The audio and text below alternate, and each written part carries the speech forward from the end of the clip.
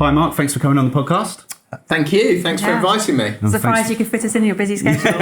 Yeah, but I'm glad we're on yours as well. So it'd be nice to be out there on your listeners, and we want to get people to listen into what you're about and what you're doing with your businesses and Progressive, etc. So we've got some questions, but what we want to do is sort of go into what we like to talk a lot about, which is the process in property and more the practical aspect of property and what you actually need to do in your operations and the day-to-day. That's kind of where we want to go with it, if that's cool. Yeah, far away. Okay, cool. Well, in terms of the process, there's so many different business models that people are applying in property nowadays. But the processes tend to be the same in all of those businesses. And running a property business, people think, I'm going to have a buy-to-let business, and they launch straight into it, and then they can digress into different models, not realising that the processes are similar, but they're also very different in the different areas. So you wouldn't apply the same process to HMOs, things like that. So when you started out, you started with buy-to-lets, then you moved on to HMOs and then bigger developments. How did you sort of scale up from there? Okay, so I mean, I started in my bedroom, buying little single lets. Right. So that would be small sort of terraced houses, little sheds. And, I just have a pile of papers for each transaction. That would be, pretty much how it would go. And then Rob and I started a business out of it. And then I'd have a box file per transaction. And all the financial paperwork that would pertain to that property would go into a tray, which the bookkeeper would take. So financial stuff separate, and then all the legal and other information kept in there. And then anything electronic, I have a folder within a set of other folders for each property. Yeah. So that's how, I would sort of separate it out for properties that we were holding. But prior, as we developed, prior to sort of purchase, I'd have a clipboard with all the information on it as the deal was progressing. Yeah. And in the early days, I just used to have those lined up in my office so I could see exactly how many deals were going on, the names at the top of the properties, and I'd order them in terms of which one was going to be sort of finishing first. And then we brought clients in, started building that business, and I realised I needed a computer system, some software to progress all those transactions, but there wasn't anything out there, and I still don't think there is, to do that. So I managed to get a grant from the local STEP, the Business Link operation in Peterborough, and we got a local software developer who developed this bespoke system to put all of our transactions through. Okay. So it's interesting you said that there isn't anything out there in the market right now to help you. Yeah. Why is that the case? Why hasn't something been developed that's massively available? How many people are there? How many property investors are there that are sort of progressing transactions and going to be buying? I mean, when we had that developed, I think quite we were niche, buying I suppose, isn't it? Sort of 6 or 7 properties a month. And I had obviously staff, I had buyers out on the road, I had a manager running them, I had an admin lady. So there was probably 6 or 7 of us in that little business, and we needed a piece of software to run them on. How many operations are there that would buy a lot, that number of properties on a monthly basis?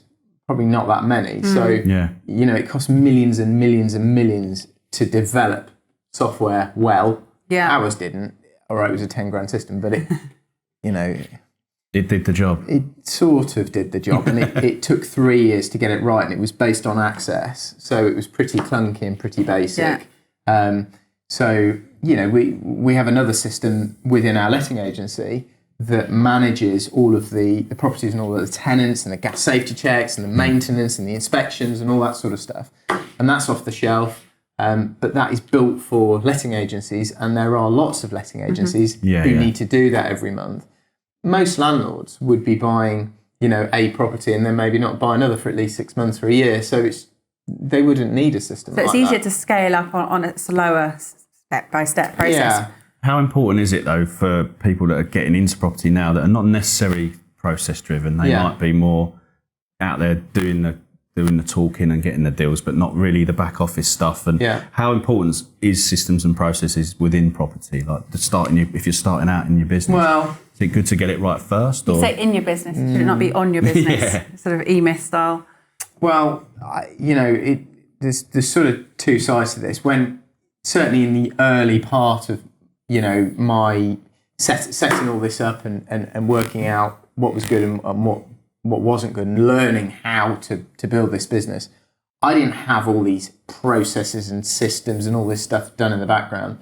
In fact, I'd say it's a waste of time. You may have, you were talking about models earlier, you may have 10 different models you try and you go, I want to do that one, and let's go and spend 10 grand on a system and put all this stuff in place. And it doesn't bloody work, and that's business. So lots of people won't want to hear this, and it might not be the most sort of organised or professional way about it, but I think you just crack on, and I think you're ready, fire, aim, and you throw a load of mud at the wall, you see what ends up working, and then often 6 months later you are sort of mopping everything up, but you've got the data, you know what's worked. A lot of the time I'll just use a basic spreadsheet to keep track, and actually in the end with that business I just ended up using a spreadsheet with the buyers to work out what they were buying every month rather than going through this complicated system.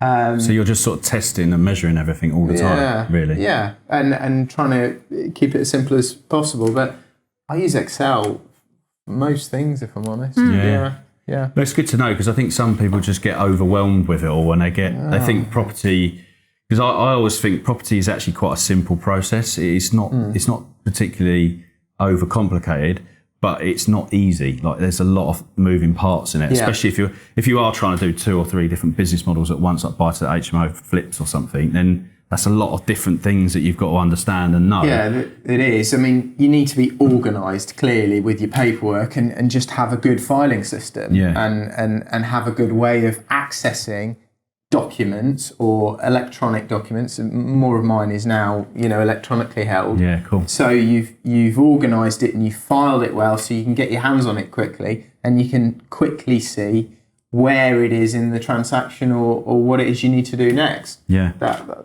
So having a process that works for you individually and is fluid throughout your system so that you know how to access it and you've got a replicable situation for every single property. Yeah. So you have the same folders. And I think sort of go deep, you could have 10 strategies, but I really don't. I tend to find something that's good, that I think is working. I maybe have another couple of things which I'm running or testing or whatever, but I'll go very deep on that for a number of years. At the moment, I'm doing a lot of commercial conversions. I'm not buying individual single lets.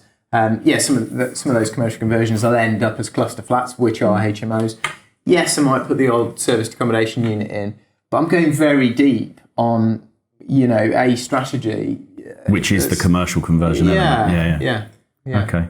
Because obviously the buy-to-lets, as we've established, was your first thing, but obviously there's work to be done on that as well over the years. So obviously you're not buying those type of properties now, but you've got to manage the back end finances of it. Is that like a system where you're doing it in a portfolio now and just financing one big chunk of it, or so it depends what entity they're in. Obviously we went through a process where the government forced us all into limited companies. So our properties have gone into a series of limited companies, and there's still some personal. So it's mixed around a little bit. So it depends what entity, but have got a couple of portfolio facilities with commercial lenders, and any new loans that I've done in the last few years have always been with a commercial lender. I don't even know if I can get a buy-to-let loan now. Maybe I can, but a lot of them would just say, no, you need to go and see a commercial lender because there's too many properties there in the background. And to be honest, I find them easier to deal with because I get to talk to a person. It's not a checklist process. It's strong. Yeah, so I can just give them my spreadsheet, they can see all the properties, they go, it's logical, it's fine. And then they get it done. So that's a road I've been forced down. But clearly, for many years, nearly a decade maybe, we were buying with buy-to-let mortgages. that was how the world was. But that's a lot. That's a lot of mortgages to deal with. Yeah. And whereas if you've got one commercial, it's serious. It's it's administratively very complicated because you've got lots of interest rates, you've got lots of product types, and the composition of the product is different on each loan. it's massive variety, isn't there? Yeah. And in 4 or 5 years' time, when you've really, or 3, 4, 5 years' time, when you've got to revisit all of those loans to work out what it is you're actually paying and what you're likely to be paying shortly, and then is there an exit fee or not? So all of that goes on a little spreadsheet. Yeah. So I've got an idea, and I've actually got some which are ending, which were actually not that long, and those lenders don't exist anymore. No, I was going to say. So they'll have to be moved off. And what would you do? So, for example, what would you do with that? Would you move that into one of the other entities, into the commercial, one of the portfolio? Yeah. So what will happen with those groups, that group of properties? A year before I've got a couple of mortgages coming up, I'll just go to a commercial lender and I'll just say to them, "Can you take the whole lot out?" Yeah. Because I don't want to be messing around. That's not a good use of your time. No, Well, I remember you saying, I can't remember, I think it might have been and I get a better deal probably. I'll probably Well, I get think something that's in the twos, Yeah. That's what I think you were saying. You were saying you actually get a better deal, and sometimes it's even on a repayment, I think you were saying. Is that correct? Well, ones I've been doing in recent years have been a hybrid product, which is often interest only for 50% of the loan, and then the last 10 or 15% is on 5-year repayment. Yeah. Just, I think, Lloyds do that product, and I suspect it's something to do with if it's 50% loan to value, it fits in X part of their bank. They actually put 2 loans on the property, or on the portfolio.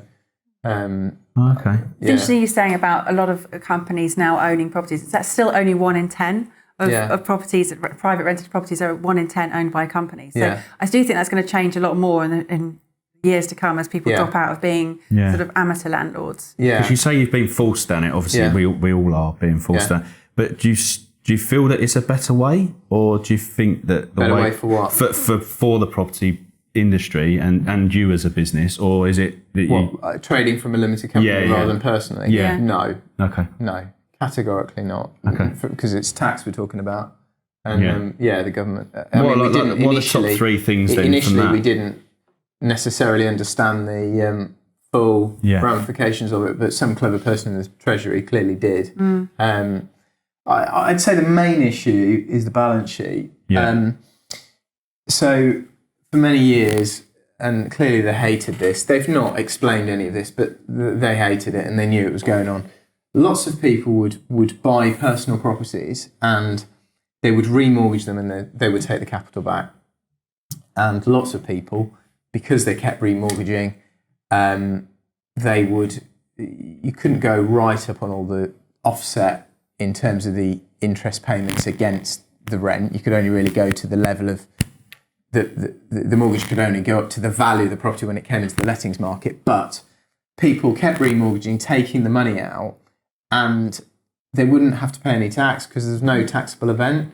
Whereas now that remortgage money has to go back into the limited company. It can then be withdrawn, but it can only be withdrawn via dividend, which attracts up to 38. Directors' loans for 9 months, and then they've got to be paid back, or 38%. You'll pay tax on dividends, or you take a salary if there aren't the profits to support it, and then you've got a load of income tax and national insurance. So that's a big thing. Capital allowances used to be awesome in your own name. We claimed a lot. It was a complete get out of jail free because you would offset your profits against the capital allowances. You would still, say before you claim those allowances, you would still make 100 grand's worth of profit. Yeah. You would, prior to claiming the allowances, you'd make 100 grand's worth of profit. After claiming them, you'd still make 100 grand's worth of profit. So you'd still be able to draw 100 grand, and there was no balance sheet, so it didn't matter. But then the allowances would come along. Let's say you claimed 80 grand and you'd only pay tax on the remaining 20,000, but you could still draw 100 because that was in an LLP that still works actually. But of course, within an LLP, you're covered by Section 24. So they're pretty subtle changes, but on the face of it, but they're huge. So you end up paying a lot more tax. So what would you say to people that are getting into property now that want to build a portfolio? I mean, they're not going to really know any different. No, it's the only if you're renting these out on a sort of single let short hold tenancy basis, then limited company. If you're going to scale and you're going to take debt on, that's the only way really. If you're renting the same type of property out, but on a serviced accommodation basis, where you meet the furnished holiday lettings rules, then it doesn't apply. But of course, if you're new to this, and you're not sure that furnished accommodation, serviced accommodation works in that area, and you're going to get the occupancy, then you need to be a little bit flexible because you might have to turn it back to being a single let. So, but if you're sure the serviced accommodation thing works, put it in your own name or an LLP, and you're out of it all. You know. And what's the because if for example, if you're just looking to do it, you've got a decent business, for example, or you've got a decent job that you actually enjoy doing, and you just want to put it into property for a longer term, pension, etc. Would you still say they need to buy it in a limited company, or would they, if their plan is to, I don't know, get 5, 6, maybe a dozen properties, and then look to get that down to a 50% loan to value? Well, maybe not. It's a calculation that you really need to do with your accountant. If you get into 10 properties, you may already, I would imagine, lots of people, it depends on their other income. Because, if they're a higher rate taxpayer or just about to become a higher rate taxpayer, and then you introduce 10 properties into their name personally, all right, they're only 50% loan to value, but there could be 6% interest. It could easily push them into higher rate tax, and then you're back into the issues of Section 24. So entirely depend on the individual, and you just got to go and speak to a tax But this advisor. is why we want to talk about the process and the practical bit, because it's... Yeah, you need to sit down with an accountant who understands this. Yeah. Most of them do not.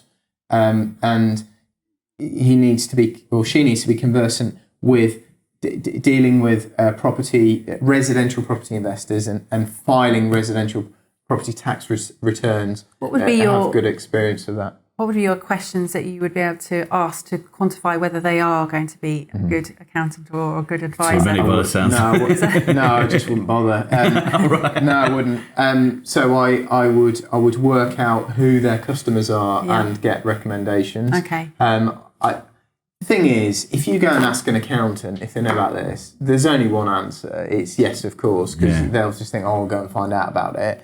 Oh, yeah, do you deal with property investors? Yes, of course I do. Historically, they might have done, but that's not relevant because, exactly. I mean, I always say, look for tax advisors rather than, obviously they're going to be accountants as well, but they're better. I prefer talking to them. Yeah, because my accountant, they're also tax advisors, and I specifically went with them because I was in construction at the time, and they deal with the two guys I deal with. Companies. Yeah, construction and property, investment and development. Yeah. So they get and they understand all this new change, etc. So I always say to people, look, if you're new into property, the first two people you need to speak to is a tax advisor, someone that you can get recommended for property, and that other property investors that you've got a recommendation from, and also a mortgage broker, a decent mortgage broker that knows the market. Yeah, so I would go to other investors, I work out who they're using and do that. One thing that happens a lot, we've moved, we've actually, I think we use 3 accountants in this business, external, chartered accountants or certified. A big learning I've had through going through this in the last sort of 3 or 4 years is often what happens is we start with a business or start with a new firm, and I talk to the person who I'm referred to. Yeah, I'll have loads of tax questions and I'll probably take them round a little trip around section 24 and ask them some questions and work out whether they know what they're talking about. Great. Often we instruct them, we say, we want you to look after this entity or whatever. And then soon afterwards, you find it's not them doing it at all. Okay. It's that person over there. And that person over there is essentially a glorified bookkeeper. Yeah. And they're doing the year end. And the tax advisor sort of gets involved, but it's not very good. The link isn't very good. And this person's a bit of a muppet. And we, in terms of this, and we've had 2 experiences of that more recently. Yeah, fine, they're cheaper, and maybe you get what you pay for.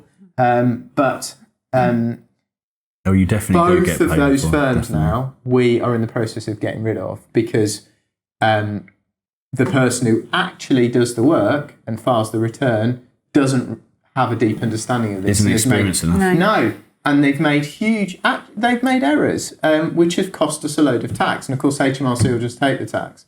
So, have you got no reclaim on that though? It's just not worth it. So what I don't understand, or what I find difficult is, where they've made mistakes. The average person who's going to be investing is not going to know. No, it takes years to work out what's happened, to get the experience to work. Yeah. But you compare and contrast. So this is why, if you go to a mortgage broker or a builder, it's such a good idea to have 2 or 3 running at one time, because the difference between them will be huge. Yeah. And what will happen is it'll become very obvious. It's like when people go to a letting, they go, I've asked all these questions, I've sat them all down, I've checked all their insurance and all this and all this crap, whatever. But fine, do all that. It's the practical but do application. it with 3 of them. Yeah. So, and then give a third of the properties to all 3. Yeah. And then you'll bloody well see over a period of time who is best at doing all that. You'll learn a load of stuff because one will be doing stuff that the other isn't and all the rest of it. And you may end up settling on 1. It's probably a good idea to have 2 just in case one goes wrong. Yeah. But that's the best way to work out who's good and who isn't, and to learn. So it's trial and error. It's the same with what you're saying with builders. I mean, I've been through it for years with getting new people on board, and I've had builders where they've come in and they've actually made a complete mess of it and ended up costing me a lot of money because they've cocked something up. Yeah. But it's the same with smaller builders. Like they come in, or people are doing buy-to-lets, maybe a quick kitchen or bathroom, a bit of a tosh over. And then they want to go into HMOs or bigger flips or small developments, and they're trying to use the same builder, and that builder is not the same person that they should be using. Or they try and do 2 or 3 projects, and that builder's just not got the scale or capacity to do it. So for me, it's always. But they'll tell you they. Yeah, but they tell you because they want to do the work, but they just haven't got the capacity. They may even with sometimes the best will in the world, you, they really want to grow into that thing, and they may be using you to.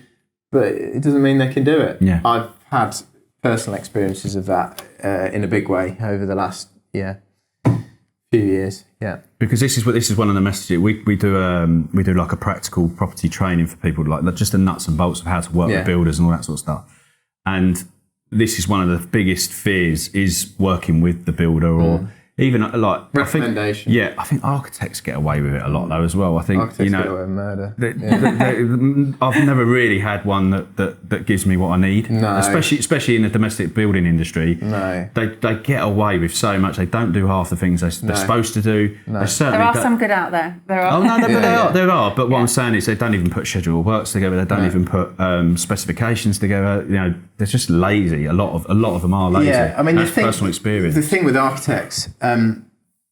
You need to find the right person for the right job. Yeah. A perfect example of what architects will try and do, which absolutely they shouldn't be doing, is when someone comes along, they want to build a couple of houses, they go to the architect says, I'll draw the plans and I'll get you planning permission for you. Wrong thing to do. Absolutely wrong. Because I spend a fortune on those. They'll probably draw them.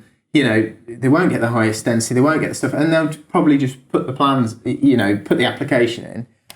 The first place you start is with a planning consultant who understands the system, understands how to push against the officers, maybe is local, knows the officers really, well, knows how to appeal and all the ways around it, to get you 3 houses or 4 houses, then tell the architect, you tell them what you need to be drawing.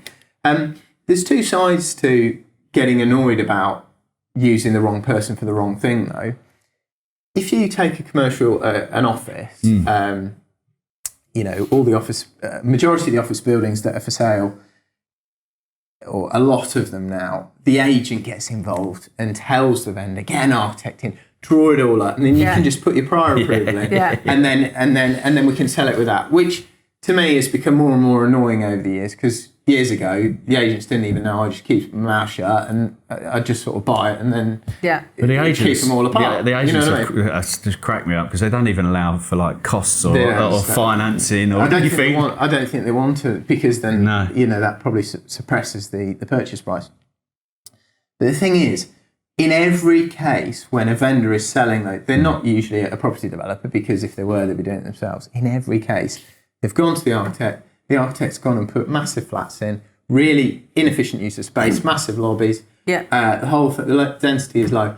So it actually does give you an opportunity to buy it, because the agents got involved, not put a lot of the costs in. The purchase price is massively inflated based on those plans, but you can actually make it work, because you can take it away and quietly increase the density, and then you get something that works. That the vendor doesn't understand that. If the vendor did see these plans, he'd suddenly want 2 million more, but that would never have worked, because he hasn't really costed it properly. So it's a bit of a double-edged sword. You can use. So you kind of need it, but and the whole planning process is a big quagmire of delays and problems and officers, and consultees causing issues and all that sort of stuff. And people get really wound up with it, and I do sometimes. But it puts off loads of other people, and the people who don't know how to get, a really good consent by using a consultant and work in the offices and bringing the right professionals in to do the right reports, they can't pay the same for the site. So then you end up getting it and making money when the others couldn't. So it's not all bad. Because my experience is I mean, we've had this experience with, design first, planning second, and we've learned very quickly that it's the other way around. And but we learn from it and we push forward. But with planning, like consultants, I've got 2 or 3 that I know, and they're pretty cool. Like, you can talk to them, they'll give you some feasibility appraisals, and as long as you communicate and feedback what's happened with it, and even if like the vendor's cuckoo land with what he wants or she wants. But as long as you feed that back to the planning consultant, keep them in the loop with stuff, they're pretty cool to keep working with you and try and. Yeah, they will. They're used to it. There's no real cost to it either. I mean, I've just done it where I take them out for lunch or golf or whatever, and just try and help out and communicate with them. Depends what they're like. I mean, What's your experience with it? Well, my guy actually, he doesn't. I ask him for invoices, to be honest. He's pretty random like that. And I just say, come on, it's I owe you some money for this. And I don't know, he's just very reasonable like that. I suppose the flip side is it's just him. Yeah. Every now and again he gets his daughter involved. So, is he answering the phone all day? Is he answering emails? No. But loves his job, clearly. It's amazing. He'll go in and get the officers to do stuff without upsetting them. Obviously, he doesn't want to upset them because he's here. Yeah. And he's dealing with them all day. But, but he knows he's going to get the work from you if anything goes through, etc., etc. He gets it anyway, or pay him, So he should try and get them some money, because obviously... Yeah. But the ones in central London it. that are shite, who just send you massive invoices, they're also to be avoided, Yeah, it's just that personal relationship with people, I think. In every aspect of property, it's all about relationship. It's all people, it's all about people. So you were going to say earlier about some tips of, like, when you're trying to find builders, what's some of your tips when you're working with builders or trying to work with a new builder in a new area on new projects? So recommendation, probably go around and look at their other sites. Yeah. That's what I get up to. So if I've got a building and I haven't got the right builder for it, I'll probably go around all the sites that are similar and in my locality. Yeah. And then I'll just bash on their door and get the site manager, or get the PM, probably talk Is to it some of the more of a guys on timid site. knock, really, not a bashful? Well, I usually there'll be some guys outside, like I don't know, a banksman or something like that. You get out, you say, "Who's the oh no, go away," and you've just got to keep on. Knocking, you know what I mean? And then yeah. eventually you find the right person. But it's a really good way of seeing how they actually operate the running of the project. Well, because we we you talk see about it all the time on the smaller and stuff. then I don't go we? to all their Yeah. other sites and then just say, hey, can I have a look around and just take a load of pictures, send them to my project manager because he's doing, I don't know, 10 sites at a time and he knows immediately what's going on. We can see a safe site for starters. Yeah. So, I mean, on the bit, bloody! I went round one. CDM's recently. just ignored. Obviously, right? they've got all the hard hats. He's fingerprinting the whole lot in, and they're all fingerprinting on the way out. He knows exactly who's there on site at any one point. Sign in, sign out, and then when they're not there, they don't get paid, and also the whole thing. I was really, really impressed. Do you know what I mean? That's next level. That is, yeah, brilliant. Because obviously he's got issues. I mean, health. They go, oh, I've been injured or whatever. Oh, when were you injured? All right, great. We weren't even on site. Yeah, Computer says so. yeah. So that's where process kicks in again. Because this is what we talk about. I mean, on the practical side, we talk about health and safety because in property it is a commercial entity, so you should be doing CDM, even if it's a small site. You should be adhering Most to people it. don't. You don't need Not to on a necessarily small site, they don't notify bother. it. No. It's actually quite But- scary though because you're personally criminally liable, so you course really you are, don't want to be. Yeah. No, they don't do an F10 or anything like that. They just they crack on. And actually, on small sites, we've all been guilty. If it's a little, change the kitchen and I don't know, just a little refurb. Most people wouldn't. I mean, example, we did our own home, and all right, we were the homeowner, so it was. There are different. Yeah, it's a domestic, It's domestic residential, CDM. It So is, you're but- not responsible. Yeah, But you know better. well, my wife was project managing it, Yeah. and there was some reason behind. We've got to take big walls down, and there was cherry picker there. There was lots of stuff going on. A well they can fall into, all that sort of stuff. And I got the architect out with the CDM guy because she actually got quite worried. As we went through it, and he's like, well, they've all got to sign in. They've got to have a hard hat on. All the stuff. It's not notifiable, whatever. She tried for, I reckon, 3 months to get them all to wear a hard hat and high vis and all the rest of it because they're just subbies coming in. And we absolutely love. Do you know what I mean? And then With a fag in their hand. And then, they don't actually. They don't do that. But they just completely ignore it. And these, and these guys are doing heavy works, and they're rolling around our locality doing them all. They just completely ignore the whole thing. So. It's not always that easy, but obviously if you're a main contractor and you're employing a load of guys, you've got full control of them. yeah. But, for me, I do little, we've had a load of licensing on HMOs. So they've been in and the council have gone, that room's not big enough. So I've had to take corridors away and make rooms bigger and, make the amenity standards, make kitchens bigger. And, I'll just sort of pay a guy to go and do that sort of stuff. So I'll do little jobs like that, but all of my commercial conversions would be with the main contractor, with a JCT, and then there's a CDM controller. I just want it away from me. Do you have contract administration on that, or do you do full project management? I have, it's a design and build, and then I have a project manager who is employed by me. Oh, okay. Yeah. Okay, cool. And then, I what would you say on some of these I had a HSE investigation. Did you? Into the builder over asbestos removal. I don't think he'd done anything wrong, but he's just really rude. Do you know what I mean? And He's got their back up. yeah, and he will. I think they came on site every now and again. They come on site, don't they? And they do a little sort of spot check or whatever. Yeah. And I think they came and some of the paperwork wasn't right. And he'd already got them on, they were fining him for little holes and all this sort of stuff. And he thinks it's just a big money-making exercise. So they come on and I think they called them all, see you next Tuesdays, and told them all to piss off his site and all the rest of it. And do you know what I mean? And then not the ones that, yeah. So then they're on me and they're like, right, what's the relationship? We want the contract, we want the... Right. Basically all the paperwork. And of course, I've got I've got the contract, and they wanted a couple of other bits, you know, and actually I'd seen a lot of the asbestos report and pictures, and you know, he used a license. Contractors to get Contractor, rid of it. yeah. And you got your tax back on that, I hope.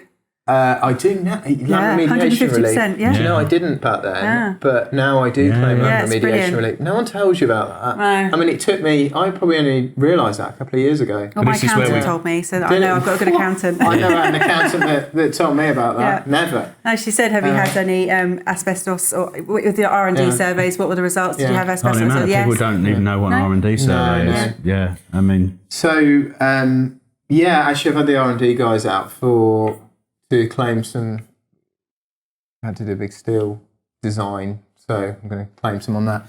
But yeah, the with that they got really heavy, and my initial response with that, because it's criminal, I just got solicitor straight away, because I'm not telling them anything, because I'll just go and get advice. And I spoke to the solicitor, and he said I wouldn't say a word, and unless they issue a section whatever on you, and then you're compelled to give them.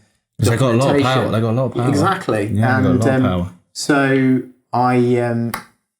I watched the pressure that they applied, ringing up, and you know, threats and all the rest of it. This was like, no, not until they issue this, whatever. So they issued it, and they got their contract and whatever else. And actually, they went away pretty quickly. But during that process, you know, I got the solicitor to be very specific about what my duties were, and of course I got a load of woolly rubbish back as usual, and you're still liable and all the rest of it. So you've got a solicitor that you can palm that Yeah. off to, but the average investor is not prepared for that scenario. No, Well, the average But they need investor, to be. in my opinion... but it took me 15 years of doing this until I even heard from the HSE, Yeah. and it wasn't because I got a main contractor. It was actually him. They were, and they've gone. They have nothing to do with me now, but it's him they wanted to. But yeah, you're absolutely right. I got a health and safety question last week. This stuff changes quite a lot, and you can go to a solicitor. Actually, I just went on the HSE website. There is It's really good, Yeah, it actually. is. There's loads Yeah. of guidance information. on there. And you can get the CDM Wizard app, which you can download if you're doing a refurb Exactly. project. And it has to be correct. And a lot of the stuff on there, I've asked the architect or solicitor, and they've come out with a different response. They're wrong, they don't know the rules, or they've changed. So a lot of the time, just go on that. It's like HMRC. A lot of the time, I don't ask the accountant because I get questions all the time. I do a Google search. I just type in HMRC, stamp duty, first time buyer, and then often the guidance pops up from HMRC, and it's there in black and white. And even if they're wrong, sometimes they are because the legislation is different. HMRC will usually, if you just cut and paste that, they'll have to stay with their guidance. You know. Yeah. I mean, the health and safety stuff is just, I mean, the average investor. I mean, I see it on forums. I go on all the forums and just ask, like, because of the building side, I just try and give a bit of support on people that are doing that. And I mean, there was one related to asbestos. We think there's asbestos in this property that we're looking to buy. What do we do? And it's like, we'll get an R&D survey. Yeah. Find out exactly what is what, if that's what you're looking to do. But a lot of those guys are criminal because they come in. If you get 3 asbestos guys in, they'll come out with massively different reports. Yeah. Because they get the removal works afterwards. Yeah. So they need... I know this is all bloody me creating problems, but on the project we're doing at the moment, the builder's got to be involved. Yeah. Because when the reports came back, I mean, we had a report of 450 and the removal cost about 130. You know, that's how outrageous some of them are. One of them was whacking away with a hammer, putting asbestos on the tiles. There was 20,000 square foot of tiles. Cool. They then tested the tiles, said there was asbestos in them, so you need all that lot, and there wasn't. Often they'll look at, you know, something in a ceiling void or whatever and go, that's asbestos.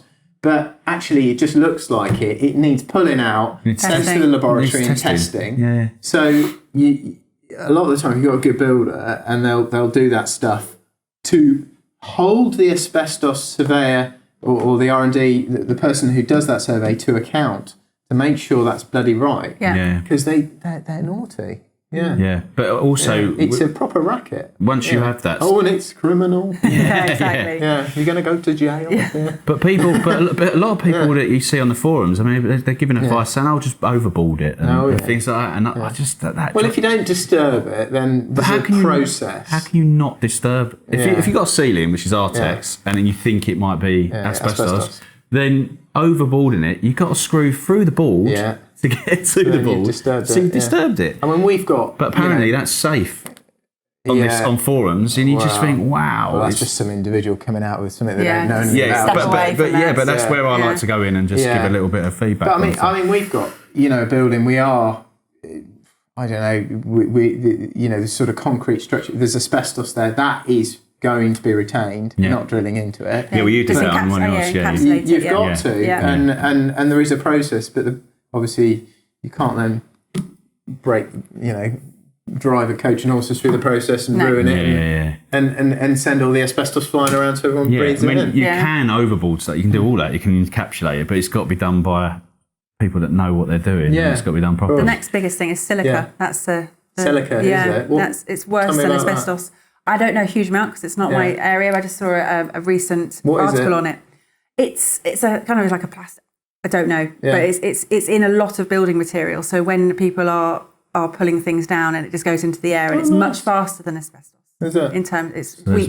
So we're going to have all this to deal with. I saw an article on LinkedIn, so I saved it to read. But it's only when you disturb it. I'm going to read the article. I'm not going to say what because I don't know. Yeah, I mean some of this stuff. But it's because we don't know about it because there hasn't been enough documented. That's the issue. And a lot of this stuff does come along, and actually it goes away because we thought that, but X, Y, and Z no. But then you get stuff like diesel. Yeah, where Tony Blair and Gordon Brown are telling us all to buy diesels, and then you find there's all the particulates and the what is it, nitric oxide or whatever in them. Yeah, and then you've got all the car manufacturers sort of trying to work out their emissions, which they will have been doing for 20 years. Apparently, I mean, you can buy an old Merc SL in America, and my mate's got one. The exhaust pipe, comes out the side, but then there's another little hole to let some of the exhaust gases out further up the system, because the system is to put the testing probe, the nozzle at the end, at the end. Well, it's bloody obvious, and the American testers will have known about that for years, I presume. So the little hole allows it to seep out. So, but of course, if it meets the letter of the regulation, then I suppose. This is not new, is it? No. They've been frigging these tests, and it's not just bloody VW. They've all been at it. Yeah. But they're the ones that have carried the can. Yeah. And everyone else kept quiet and did all the changes under the radar. Of course. Yeah. They got away with it. Go electric, that's the way forward. Until they decide that the batteries, the lithium-ion batteries to produce and dispose of are more environmentally harmful, and the There'll always be something. coal-fired power stations emit more, whatever's to... Horse and There was a big article on that. Oh no, that's no good because bicycle because of the cows in a field. Oh yeah, that's too much. Yeah, for but this. it does all fit quite nicely, doesn't it? It's sort of let's save the environment. Let's eat no beef. Let's be a vegan. So what's going to happen to all the cows? Well, but it is the same type of people. Yeah. It just fits in their little zone of left wing sort of. You know what I mean? If the evidence supports it, fine. Yeah. But it is a bit convenient, that whole methane coming from cattle. Well, that's it. We can't kill any more animals, and let's all be vegans. Do you know what I mean? It fits a bit well, doesn't it? But there was a big article on what's the Toyota. I don't know where you're going with this. The car. They were saying it's actually. Well, the Prius is actually because it comes from all over the world. It's actually it's not got that environmental. Bigger carbon footprint. Yeah. So it's actually not because the parts come from. It's all over and the factories that build it and all this sort of stuff. But a lot of this is marketing, isn't it? I mean, but fine. I'm sure there is some stuff that is genuinely better, and I think if it's proven to be. Like asbestos, we know the effects. There's a lot of evidence. Then fine, it needs to be dealt with. But a lot of the newer stuff, it's a bit like I fly helicopters. When a new helicopter comes out, everyone sort of wants to buy it, but actually it's far more dangerous, as you saw at Leicester City with that. That was a new sort of 2-year-old chairman, model. You want a 20, 30-year-old, time-tested, they found all the problems, you know what I mean? They're much safer. Yeah, you get something new. I'm still fly helicopters still yet to go on a helicopter. Yeah. I still don't fancy I fly it. something which is pretty, it sort of developed in the 80s and 90s, you know. I just wonder, sort of becoming a father, that's sort of one of those risks. Like my husband stopped riding a motorbike when we had children. I think they are risky, aren't they? Well, motorbikes are. I think helicopters are fine as long as you go out in good weather and you follow the rules. Most of it's pilot error. I'm not, I make mistakes, of course, we all do. But I think if you do those two things, you reduce the risk massively. Okay. Yeah. It's really useful advice for our listeners. Helicopter. They're all helicopter pilots. No, it's great. They might be. Exactly. But that's actually coming on to with the processes that we've been talking about. Like all these different things like asbestos, etc. What are some of the main elements in property that you really need to start? I mean, obviously you're saying start now, get perfect later. But what are the That's what Rob says that. Yeah, but what are the core things that you need to be focusing on as and when you're going through? So is it you need to be building the systems in the background as you go along. But what are some of the core things that you guys focus on? I mean, you and Rob have got a very good partnership.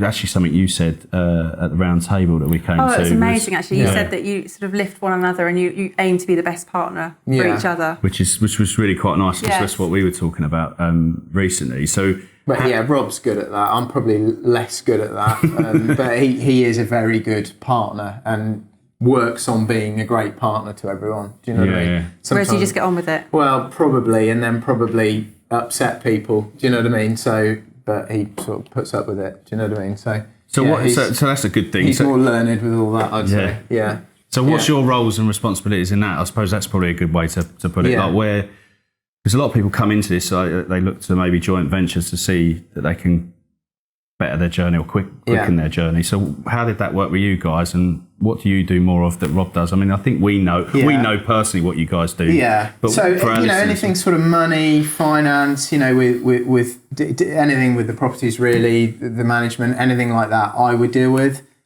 Marketing, learning new sort of, how to sort of. Rob reads a lot. He'll listen to loads of podcasts, so he'll come up with loads of ideas and loads of ways to push the business forward. Rob will, enjoy that sort of thing a lot more. He'll, in terms of sales, in terms of better sales processes, finding better people, new markets to go into with training, that would be Rob. So, anything to do with the properties, really, I deal with. He doesn't get involved with the properties, really. And how early did you sort of separate those different roles? I was quite early, probably. Yeah, within the first year. And we got you mentioned the E-Myth earlier. Yeah. We got the organisational hierarchy out of there, and we just put our name in each area. Yeah. There was only two of us and my mum in his front room, and that's what we did. Yeah, so that was... It's a phenomenal book, actually. It was one of the first books I read when starting out in business, and it's a go-to book that I recommend to everybody. Yeah. And if they don't read it and they don't get any value out, read it again. Yeah. Because there is a huge amount of value in it. Yeah. Yeah. So if you're more like yourself, or if you're more like Rob, is it good to get a partner, or is it really you just need to do that stuff that you don't particularly like to start with and then get people in, or how would you? I think maybe you start, because I started on my own, didn't I? Buying properties, and then I met Rob. I think definitely. If I didn't have Rob, this thing wouldn't exist in the way it does. So. I think it is a good idea to have somebody else who's good at all the things you're not, but that doesn't mean go and do a test, a little personality test and go, that's it, we're the best fit. Yeah. Fine, do the test, but a bit like your accountant, test them for 3 to 6 months, working together reasonably loosely to see how your personalities and, to see how you fit. And you've got to do that, because you'll probably kiss 2 or 3 frogs, as I did prior to Rob, before you find the right one. Lots of people sort of go balls deep, with someone before even knowing who they are. Technical term, listeners. But people are so keen to get going in their property journey that they see it as the only solution and think, well, I haven't got the money or experience, let me go and find someone who has. They launch straight into it, and then 6 months or a year or 2 years down the line, they've then got a difficult separation and parting of business. A lot easier if you haven't got to go through that separation. So what would be some of the tips to look? I mean, obviously you've said, you can do the test, but as in the profile test, you're saying do test them as well to see how that partnership works. But what other things could you do? Because as Amy says, if you haven't got the money, you go and look for people with money. It's not always the right person. I mean, I've turned lots of money down because they're just not the right fit for me. Like the values just don't align, in my opinion. So I'll just say no thanks and move on. But I've had partners where I've made so many mistakes where you rush into it because I'm trying to get something out of them and they're trying to get something out of me. But that's really, and it was only what you guys said the other week at this round table, and I was just like, that's it. You've got to be the best partner you can be for that person. And anyone I've sort of been in a partnership before has just been trying to get what they can. And me at fault as well. Like trying to, because I want to go and do this bit, and I just want them to do that bit, but not really set that expectation or really understood what they want out of the thing. So. Yeah, I think it's really. Would you say there's anything else, or would you say in a nutshell that's pretty much what you need to do with a partnership? Probably, that's it. I mean, anything you do, try and flip it around and think, if that was done to me, or I was looking to do that, how would I feel? Try and sort of give more than you receive. Try and be sort of flexible to what they want. Rob wants different stuff to me. Probably, in terms of cars and things like that, I wouldn't, spend the money, but, I'll try and be flexible in that way. And then he's flexible with me in other ways. It's a lot of give and take with it, Yeah, but you've got for me, we talk about this all the time, is the reward is kind of what people get attracted to get into a partnership because of something that they want. But the relationship is the first thing you need to build and understand. And also what people forget is that there is risk and there's responsibility, and you've got to equally take both. I mean, we've had it recently in a partnership where we were looking to do a small development, and right at the death, they've pulled out because they've got a scarcity around putting someone else's money in the deal, which we've been saying all along. It's a third risk. This when they do it at the last minute. But that's when you came in and obviously worked with us on that particular development. But it's crazy, like people. They just focus on that reward and don't look at the risk and responsibility, and really 9 times out of 10 not interested in building a relationship to what it should be. That's how we and the look at it. relationship's really important for me, is to test it in different environments, because if you're in a similar environment, if you've met someone through the property education system, go out for dinner, talk to them there, and then go out and meet their family and their friends socially, because they will operate very differently in different environments. And their risk will be different. You meet someone who's a friend and then you start a business, it's just not relevant. You've no idea what they're like at work. No, and how they sort of... That was my first business partnership was a friend. Yeah, most of mine have been, they just don't work. I got to work with Rob, actually. I was quite fortunate. We worked somewhere else previously, and I got to see him over 3 to 6 months. I sat next to him and we worked together. So that was great, actually. So that was like the foundation of the relationship, I suppose, wasn't it? Yeah. Okay.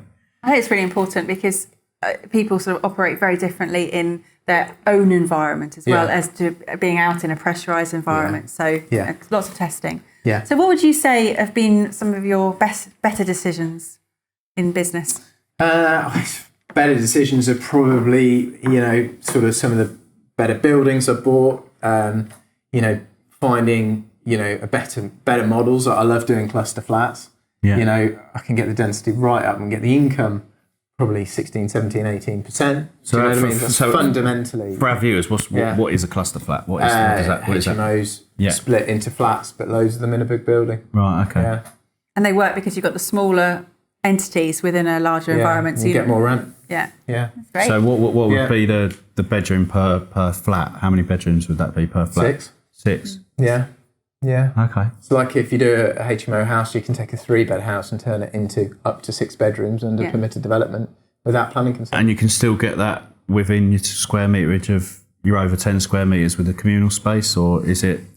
So I'd always do a room, usually over 10. I'd try and go over 11. Yeah. And then a 2 or 3 metre, 2.5 metre average or bigger ensuite. Yeah. That is then sharing, and it depends on the number of rooms, but about a 22 square metre lounge, kitchen, diner. Yeah. And then it fits within the amenity standards of our council. Yeah. When you go to another council, it could change. I know, it's At crazy. this point in time, also, but caveat in there, it may change in the future, it could as change. we've just Yeah. had with the recent changes of sizes. So are they all on which suite as well? is actually why I'm talking about this, because if I'm honest, prior to October 18, it was an irrelevance to me, because I only ever did stuff over what each flat was on one story. Yeah. I'd do a 6-story block, but because each flat was on one story, they're not licensed. They weren't licensable. And I got loads of case law to support me. I found it. I got three cases. Wow. One in the High Court.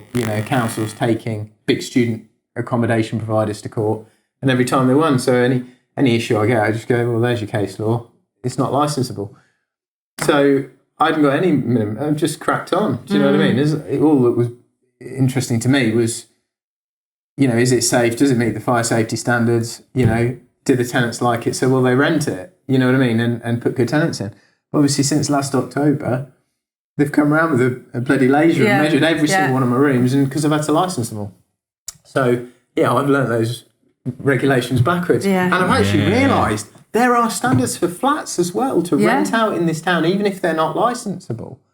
I had no idea, and because I've got friendly with a couple of the licensing officers who, pretty helpful. And one of them said to me, he goes, these exist for flats. He goes, we never enforce it if they're not under selective licensing. I was like, well, where's that document? He goes, I'll have to look for it. Pulls it out, and it's like from 1994 or something. And there are sizes in there, but no one enforces them. Wow. They just haven't got the time, really. No, unless it's within the licensing regime. No. It's quite so basically all your ones now, you obviously got to meet the licensing standards, etc. On all the HMOs, 5 or more tenants, we have to license them. So you finding these? Are you still looking and buying these? Yeah, I like them. Yeah. So are you finding now, since it's changed, that you're getting less rooms in there because you've got to meet these standards, or is it? No. Or have you not really got that far? No. I'm just having to get involved because you can't leave it to the architect and the builder. Yeah. So what I do now, when they start the room, setting it all out within the building, I go along with my laser measurer and I measure every single room, and then I work out for that number of rooms how big the lounge has to be, and if that's big enough. And sometimes on a couple of them, I've just got them to move the wall that much and that much. A lounge, I got them to move that slightly. I knew about this obviously 3 or 4 years ago, or whenever the consultation came out. So I'd said to them all, look, I don't know exactly what the standards are, but all the rooms have got to be 10 metres squared anyway. And to be honest, the smallest room I ever did was about 9. And is that right? No, yeah, it was about 9, and it was hard to let, or was it 8.5, something like that? Yeah, and that one, the council refused to license because the lounge wasn't big enough. Yeah. So actually, that one we've bashed through, and we've created another floor area over the stairs to create this. Yeah, a bit of a mezzanine, just to put a wardrobe in, just to get the room size to the standard. And the officer's like, that's fine. It's just working with them. Yeah, absolutely. Yeah. So I've got a couple of questions from our audience, and one of them is from Mark Nicholson. He's asked, who inspires you in business on a daily basis? So I love watching Warren Buffett and Charlie Munger.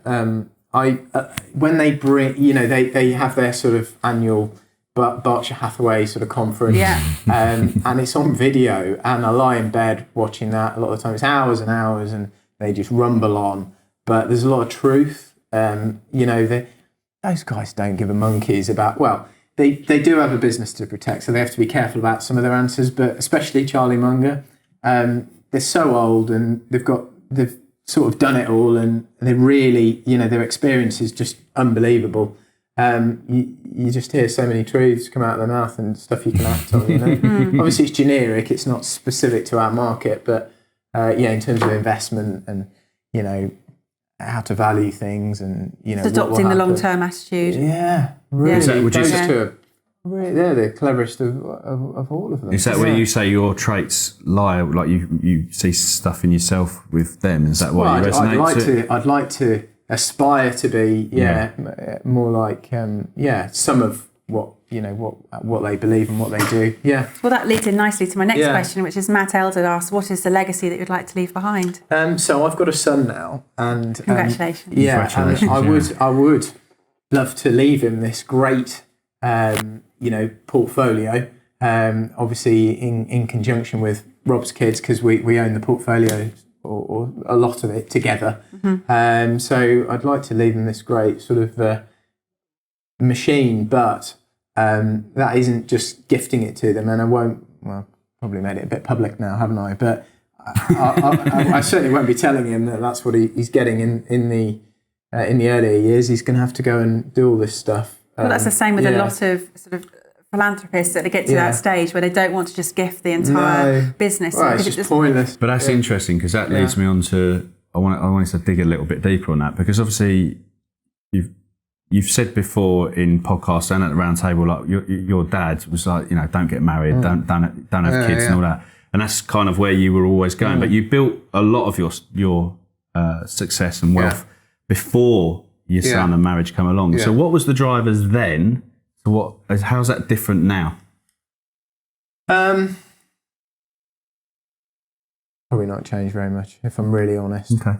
It's still sort of, I just find I get a lot of excitement building a really solid wall of money coming through every month. This income stream, I get a lot of excitement from creating a better way of investing and making money that is perpetual. Yeah. Obviously, my wife's son came along later. But so there must have been a bit of. I mean, I get that side of it, but emotionally, like, what were you doing it for before? Just passion, wasn't it? Was it just passion? But it's still passion, but also now you've got an added. Yeah, enjoy it, and obviously I love the feeling of financial security and independence as well, of course. And obviously I can give that to them, which is great. Yeah. But I've always been able to give that to them because they came along later. Yeah. That's awesome. It's interesting you say about the financial security, because financial literacy in this country is very poor. Yeah. And it's something that I was almost oblivious to, because it wasn't something that, for me, I left it to my husband. Yeah. And then when I started creating a business 3 years ago, it came to the forefront that I was actually really financially illiterate in terms of understanding a lot of the mechanics of business, having always been an employee and then not setting up a business. And I sort of delved into it further, and there are a lot of people in the country, 66% of people in the UK don't have the ability to make the right choices with their money. And we see that, and it's not helped by the education system. It's not taught in schools. No. Is it? I know it's something that Rob's been talking about. Are you involved in a foundation as well, or is it Rob's mission? Yeah. I obviously it would be good if in schools they did teach some of this stuff. Yeah. I know Martin Lewis has been going around, and he'd be the right sort of person to be teaching them stuff. I use his website quite a lot. I did Latin at school, and me too. I'm not sure. I think this would be more relevant. Yeah, I agree. There is stuff they're doing at school which is not relevant. They need it's also the home, because you can't put the entire blame onto the education system. It's also the home environment. It's more the home environment. Exactly. Actually, the friends I have that are the most financially literate are my friends that went to boarding schools and really good private schools, because their parents were business people and they taught them what to do. Yeah. Whereas my friends who I subsequently went to a sort of local, it used to be a grammar school, really good, lots of the parents are accountants, doctors, and they have obviously taught them what to do, but vocational, but not entrepreneurial. Yeah, not making anything like what the other lot are, because the parents haven't injected what they didn't have the money to go to that school. The reason they had the money was because the parents were financially very literate and had businesses and made lots of money and didn't lose it all and spend it all. So clearly they've then injected that into their so it's about peer group, isn't it? Yeah, if you get your kids in that peer group, then it's going to rub off on them. And again, it links in with the property networking. You're going out and you're meeting like-minded people, and you're going into an entirely different arena. Yeah. And open your mind to a lot of different opportunities. Peer-to-peer networking is it's like-minded people, because you get to know more about what they're doing, and a year ago you probably didn't know any of that sort of stuff. Was it Darwin said it about don't let your schooling get in the way of your education? So it's very true. Constantly, learn, and what you learn in the classroom. Probably 50, maybe less than 50% of it. It's actually all the people that you're surrounded with all day, and even just down to think. We're looking at schools at the moment for Freddie, and we've been to a couple, and walk in and there's only 15 of them. They all stand up, bolt upright, and they're all disciplined. Well, it looks like they're disciplined. Obviously, as soon as you turn your back, they're probably like that. but I know a few friends' kids that go to that school, and they're just setting their minds, to do the right thing in terms of the routine, discipline, what they should be focusing on through the day. That's not what they're learning in the classroom. No. Yeah. And then they're surrounded by a load of other kids that hopefully are doing right. Obviously, some of them aren't, but No, I feel as a parent that I've entered a different area of world, becoming a business owner, and now my children are older. They're 16 and 14. And I'm just so happy that they are seeing me do what I call myself a midlife beginner. It's a phrase I heard in the progressive community. And it's never too late to be what you might have been, which is a quote by George Eliot, which I just... You've got loads of time. Yeah. Of course it isn't. Yeah.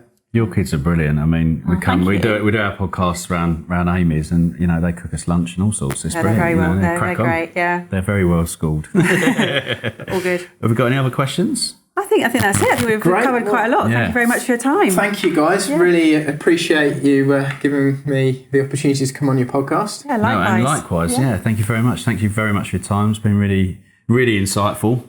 Loads of good information. I think it's just good to see what you can do but you still have the same problems and challenges like everybody else does. It's just you're that bit further along than other people when you're doing bigger things. But you can do this stuff. But it's about doing it, testing it, learn from it, best practice, do it, test it, best practice. But so that's kind of what I've learned from you today, definitely. So great. Thank you. Thank you very much.